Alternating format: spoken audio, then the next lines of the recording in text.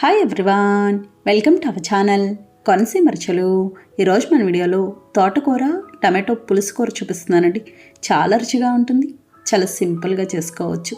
ఈ విధంగా చేసి చూడండి, ఇంట్లో అందరు ఇష్టంగా తింటారు. ఇది చేయడానికి కూడా పెద్ద టైం పట్టదు. తోటకూర టమాటో పులుసుకి తోటకూర మీడియం సైజువి 2 కట్టలు తీసుకున్నాను. తోటకూరని బాగా కడిగి నీళ్లు వాడాక ఈ విధంగా కట్ చేసుకోవాలి. కట్ చేసిన తర్వాత కడగకూడదు.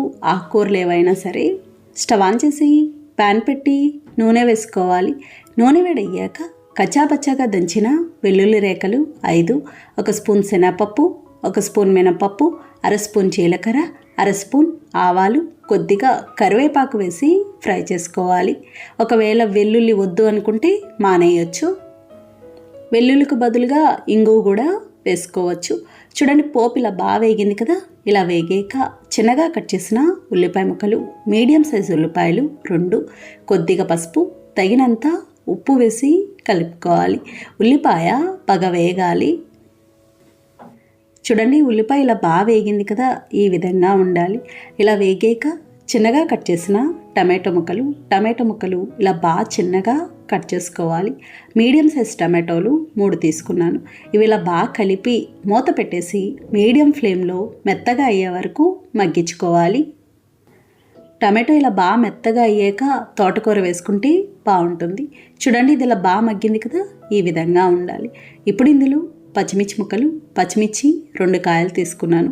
అలాగే మనం ముందుగా కట్ చేసుకున్న తోటకూర, తగినంత కారం వేసి కలుపుకోవాలి. ఇలా బాగా కలిపి మూత పెట్టేసి మీడియం ఫ్లేమ్లో పచ్చివాసన పోయే వరకు మగ్గించుకోవాలి.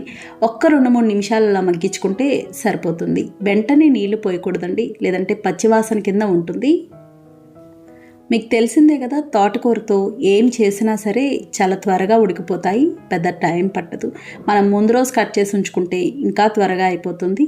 చూడండి, ఇది ఇలా బాగా మగ్గింది కదా. 1-2-3 నిమిషాలు మగ్గాక తగినన్ని నీళ్లు, పులుపుకి సరిపడినంత చింతపండు రసం వేసుకోవాలి. చింతపండు రసం ఒకేసారి ఎక్కువ వేసుకోకూడదు.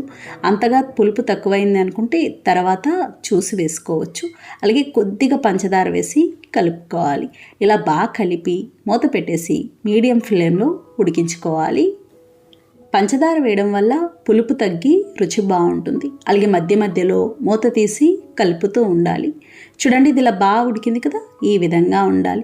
ఇలా కాస్త చిక్కగా ఉంటేనే బాగుంటుందండి, మరీ పల్చగా ఉండకూడదు.